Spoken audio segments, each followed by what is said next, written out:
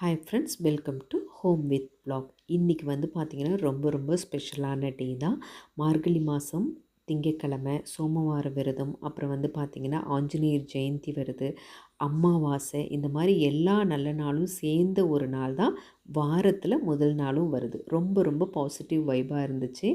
Before the டேவே நிறைய planning எல்லாம் நான் போட்டு வச்சுருந்தேன். காலையில் எத்தனை மணிக்கு எந்திரிக்கணும், எந்தெந்த கோயிலுக்கு எந்தெந்த நேரத்தில் போகணும், அதுக்கப்புறம் ஆஃபீஸ் எப்படி கிளம்புறது அப்படின்னு நிறைய ப்ரீ பிளான் இருந்துச்சு. பொதுவாகவே அமாவாசை அப்படின்னாலே முன்னோர்களுக்கு திதி கொடுக்கறது அப்படிங்கிற மாதிரி தான் இருக்கும். எவ்ரி அமாவாசை வந்து விரதம் இருக்கிறதும் இருக்குது. நான் வந்து பார்த்திங்கன்னா டே வழக்கம் போல் 4:30க்கெல்லாம் ஸ்டார்ட் ஆகிடுச்சு. வீட்டெல்லாம் கூட்டி தொடச்சிட்டு பிரம்மமுகூர்த்த பூஜை, அதாவது வீட்டில் சாமிக்கு பூவெல்லாம் வச்சு விளக்கேற்றுறது, ரொம்ப பெரிய இது கிடையாது. ஸோ அந்த மாதிரி பூஜை எல்லாமே முடிச்சுட்டு சாமிக்கு தைப்பூச விரதமும் நான் இருக்கேன். அதுக்காக பாலும் தேனும் கலந்து அதையும் சாமிக்கு வச்சு நைவேத்தியம் படைச்சிட்டு நான் வந்து காலங்காத்தாலேயே கோவிலுக்கு கிளம்பிட்டேன். இன்றைக்கி சிவன் கோவிலுக்கு தான் போயிருக்கேன். பொதுவாகவே ரெகுலராகவே சிவன் கோயில், அப்படி இல்லைன்னா பிள்ளையார் கோயில் போவேன். சோமவாரம் அப்படின்னா இன்றைக்கி சிவன் கோயில். திங்கட்கிழமை சிவனை வழிபடுறது அவ்வளோ பெரிய விசேஷம். ஸோ அதனால் சாமியெல்லாம் கும்பிட்டாச்சு. எங்கள் ஊரில் வந்து பார்த்திங்கன்னா 4:30 மணிக்கு பூஜை வந்து ஸ்டார்ட் ஆகும். அதுக்கப்புறம் அபிஷேகம், தீபாராதனை, அலங்காரம் இதெல்லாம் முடிக்கிறதுக்கு 5:45 to 6 ஆகும். ஆனால் நான் வந்து பார்த்திங்கன்னா வீட்டில் சாமியெல்லாம் கும்பிட்டுட்டு கோலமெல்லாம் போட்டுட்டு போகும்போது இன்றைக்கி டைம் வந்து பார்த்திங்கன்னா 6:10 இருந்துச்சு. சாமிக்கு தீபாராதனைலாம் பார்த்துட்டு பக்கத்தில் இருக்கிற கோசாலைக்கும் போயிட்டு அங்கே இருக்கிற மாடுகள் எல்லாம் பார்த்து ஆசீர்வாதம் வாங்கிட்டு வந்தாச்சு. ரொம்ப காலையில் ப்ளசண்ட்டாக இருந்துச்சு. அப்படியே ஒரு பூனையெல்லாம் அப்படியே க்ராஸ் ஆகி போயிட்டே இருந்துச்சு. நான் வீடியோ எடுத்தால் நின்று பார்க்குது, இந்த பக்கம் வந்தால் அதுவும் நடக்குது. ஸோ இது எல்லாத்தையுமே அப்படியே ரசிச்சுட்டு நான் அப்படியே வீட்டுக்கு வரும்போது பார்த்திங்கன்னா டைம் வந்து 6:45 இருக்கும். நான் கோயிலுக்கு போயிட்டு வர வரைக்குமே வீட்டில் வந்து நான் வச்சுட்டு போயிருந்த விளக்கு அப்படியே இருந்துச்சு. ஸோ அதனால் வீடியோலையும் கேப்சர் பண்ணிக்கலாம் அப்படின்னு சொல்லிவிட்டு அதை தான் கேப்சர் பண்ணி காமிச்சிட்ருக்கேன். ஸோ மார்னிங் வந்து இந்த மாதிரி எந்திரிச்சு நீங்கள் பூஜை எல்லாம் பண்ணும்போது உங்களுக்கு வந்து பார்த்திங்கன்னா அவ்வளோ டிவைன்ஃபுல்லாக இருக்கும். கண்டிப்பாக அதை வந்து உங்களால் ஃபீல் பண்ண முடியும். அதே மாதிரி அந்த நாள் ஃபுல்லாக நம்மளுக்கு நிறைய டைம் இருக்கிற மாதிரி எக்ஸ்டெண்ட் கூட ஆகும். சமைக்க போகிறதுக்கு முந்தி சாமிக்கிட்ட பிரசாதமாக வச்சுருந்த அந்த பாலையும் எடுத்துட்டு அதுக்கப்புறம் பூவாலேயே நான் வந்து விளக்க வந்து குளிர வச்சுருவேன். ஒவ்வொருத்தரும் ஒவ்வொரு மாதிரி பண்ணுவாங்க. பட் நான் எனக்கு இதுவே கன்வீனியண்ட்டாக இருக்குதுன்னு சொல்லிவிட்டு அந்த மாதிரி தான் பண்ணுறது. அதுக்கப்புறம் பிரேக்ஃபாஸ்ட்டுக்கு பசங்களுக்கு உளுந்து கஞ்சி வந்து போட்டாச்சு. ஸோ அதை போட்டுட்டு சாமிக்கு நைவேத்தியமாக வச்சுருந்த பாலை வந்து அதில் நான் வந்து மிக்ஸ் பண்ணிவிடுவேன். கஞ்சி வந்து பார்த்திங்கன்னா நல்ல ஒரு 2 டம்ளர் தண்ணிக்கு ஒரு நல்ல தலை தட்டி ஒரு குழம்பு கரண்டியில் ஒரு கரண்டி போட்டனாலே 3 பேர்லேருந்து 4 பேர் குடிக்கிற அளவுக்கு இருக்கும். ஸோ இந்த மாதிரி மெஷர்மெண்ட்டில் தான் நான் போடுவேன். அமாவாசை அப்படிங்கிறனால இன்றைக்கி வாசலில் கோலம் எதுவும் போடலை, மாப் மட்டும் போட்டேன். அதில் வந்து பார்த்திங்கன்னா ஒரு 1/2 hour வந்து எனக்கு மிச்சமாக இருந்தது. பொங்கல் க்ளீனிங் வேலையை ஒன்றா நான் ஆரம்பிச்சுட்டே இருக்கேன். ஸோ நேற்று கொஞ்சம் வந்து க்ளீனிங் பண்ணிகிட்டு இருந்தேன். அதை வந்து வீடியோ எடுத்து வச்சுருக்கேன். உங்களுக்கு எல்லாத்தையுமே எடிட் பண்ணி நான் கூடிய சீக்கிரத்தில் அப்லோட் பண்ணுறேன். ஒவ்வொரு செல்ஃபாக தான் என்னால் க்ளீன் பண்ண முடியுது. ஒரே நாளில் எல்லாத்தையும் க்ளீன் பண்ணணும் அப்படின்னா கொஞ்சம் பாடி வந்து டயர்டாகிடும். அட் தி சேம் டைம் வந்து வீட்டுக்கு வந்து நேரமும் எனக்கு இல்லை. நான் ஒர்க்கும் பார்த்துட்டு வீட்டையும் பார்க்கும்போது கொஞ்சம் வந்து எனக்கு டிலே ஆகிற மாதிரி இருக்குது. அப்புறம் எல்லா பிரேக்ஃபாஸ்ட்டையும் பண்ணி அந்த கஞ்சி வந்து குடிக்கிறதுக்கு ரொம்ப ஆறணும், சுட இருக்கும். அதனால் அதெல்லாம் ஃபஸ்ட்டு போட்டுட்டு அதுக்கப்புறம் தான் குக்கிங். இன்றைக்கி வந்து பார்த்திங்கன்னா கொஞ்சமாக துவரம்பருப்பு, பாசிப்பருப்பு போட்டு கடையலாமே அப்படின்னு சொல்லிட்டு குக்கரில் வச்சுருக்கேன். ரொம்ப சிம்பிளானது தான். ஸோ அதில் வந்து பார்த்திங்கன்னா தக்காளி, சின்ன வெங்காயம், பச்சை மிளகா, கொஞ்சமாக வெந்தயம் இதெல்லாம் போட்டு ஒரு 5-6 விசில் வச்சு மத்தில் வந்து கடைஞ்சி எடுத்துட்டோம்னா ஒரு சூப்பரான பருப்பு கடையல் தான். தாளிப்பு வந்து நான் இன்றைக்கி தாளிப்பு வடகம் இருக்கு இல்லையா, அதில் தான் பண்ணியிருந்தேன். இந்த மாதிரி பருப்பெல்லாம் கடையும் போது தாளிப்பு வடகம் போட்டு பண்ணிங்கன்னா ரொம்ப நல்லாயிருக்கும். வீட்டில் வந்து பார்த்திங்கன்னா எவ்ரி 15 days ஒன்ஸ் வந்து இந்த கிளாஸ் பவுலில் திஷ்டிக்காகவும் கண் திஷ்டி அதிகமாக இருக்குது அப்படிங்கிறதுனால இந்த விஷயத்தை நான் பண்ணுறேன். எப்படி பண்ணணும் அப்படின்னு நான் உங்களுக்கு சொல்கிறேன். இந்த மாதிரி ஒரு கிளாஸ் கண்டெய்னர் எடுத்துக்கோங்க. அதில் கல்லுப்பு வந்து நிறச்சி போட்டுக்கோங்க. அதில் உங்களுக்கு வந்து பார்த்திங்கன்னா கிராம்பும் வைக்கலாம், மிளகும் வைக்கலாம். நான் ஒரு 15 நாளைக்கு ஒரு தடவை கிராம்பு வைப்பேன். ஒரு 6 கிராம்பு இல்லாட்டி அந்த மாதிரி 5 அந்த மாதிரி வைப்பேன். சில நேரத்தில் மிளகு வைப்பேன். இந்த கிராம்பு, மிளகு, பட்டை இது எல்லாத்துக்குமே கண் திருஷ்டியை அகற்றுறதுக்கான சக்தி இருக்குது.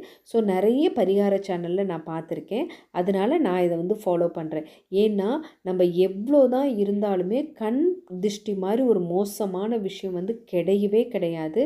அதை பர்சனலாக அனுபவித்து அது மூலிமா சஃபர் ஆனதுனால நான் சொல்கிறேன். இன்னமுமே சஃபர் ஆகிறோம். நம்மளை பார்க்குற அந்த கண்கள் வந்து பார்த்திங்கன்னா அவ்வளோ மோசமாக இருக்குது. இவங்களுக்கு என்ன நல்லா போகிறாங்க, நல்லா வர்றாங்க, அவங்களுக்கு என்ன கஷ்டம்னு நம்மளை ஒருத்தவங்க பார்த்து நினைச்சாலே நம்மளுக்கு வந்து அவ்வளோ கஷ்டங்கள் வருது. இதை எத்தனை பேர் நீங்கள் நம்புறீங்கன்னு தெரியாது. பட் வந்து கல்லடி பட்டாலும் படலாம், கண்ணடி படக்கூடாது அப்படின்னு ஒரு பழமொழியே இருக்குது. அப்படின்னா நீங்கள் பார்த்துக்கோங்களேன் அது எவ்வளோ டேஞ்சரான ஒரு விஷயம் அப்படின்னு சொல்லிட்டு. ஸோ இப்போ நான் வந்து பேக் டு அது எப்படி வைக்கலாங்கிறத உங்களுக்கு சொல்லிடுறேன். கிளாஸ் பவுலில் நல்லா அதை நிறச்சி கல்லுப்பு வச்சுக்கோங்க.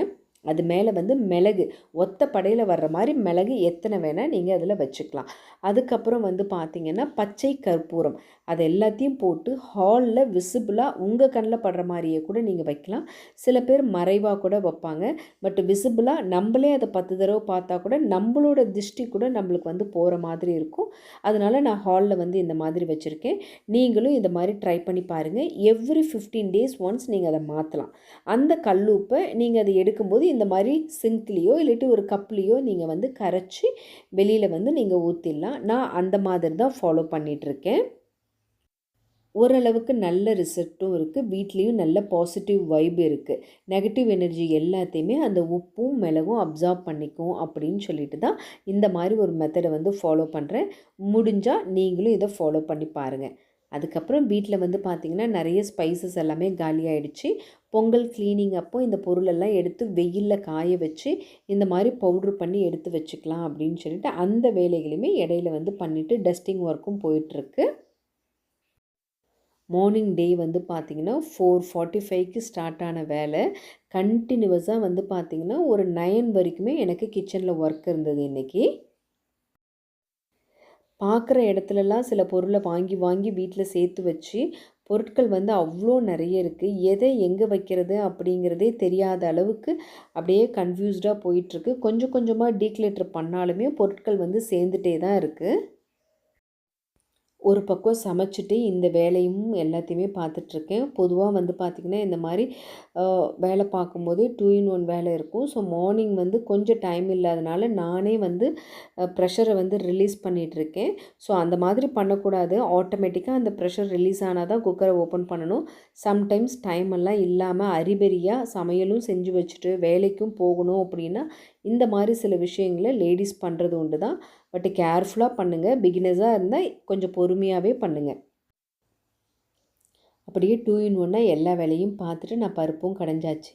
இன்றைக்கி சாமிக்கு நைவேத்தியம் பண்ணுறதுக்கு பிரசாதம் பண்ணணும் இல்லைங்களா? ஸோ அதுக்கு வந்து பார்த்திங்கன்னா பாசிப்பருப்பில் பாயாசம் வந்து பண்ணிடலாமே அப்படின்னு நல்ல ஒரு சின்ன 1/4 கப்பு பருப்பு எடுத்து நெய்யில் வறுத்துட்டு ஒரு 4 to 5 விசில் நல்லா வேக வச்சு எடுத்துக்கோங்க. அதை அப்படியே மத்திலேயே கடைஞ்சிங்கன்னா நல்லா உங்களுக்கு வந்து பார்த்திங்கன்னா மசிஞ்சிரும்.